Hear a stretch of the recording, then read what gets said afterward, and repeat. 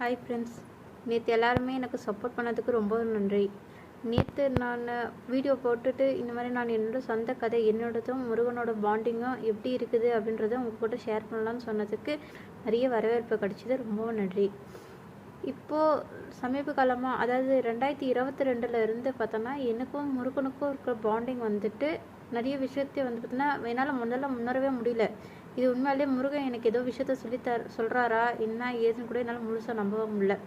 அப்படி இருக்க கையில் அது சரி ஏதோ ஒரு பிளெஸ்ஸிங் அப்படின்ற மாதிரி நினச்சிட்டு தான் நான் ஃபஸ்ட்டு நகர்ந்துட்டு போயிட்டு இருந்தேனே தவிர, இது வந்து முருகன் எனக்கு ஸ்ட்ரெயிட்டாக ஏதோ ஒரு விஷயத்த சொல்கிறாரு, என்கிட்ட பேசுகிறாரு, அவர்கிட்ட பாண்டிங் என்கிட்ட இருக்குது, அவர் ஏதோ ஆசீர்வாதம் பண்ணுறாரு அப்படின்ற விஷயம் எதுவுமே என்னால் அப்போ வந்து என்னால் உணர முடியல. 2022 அதாவது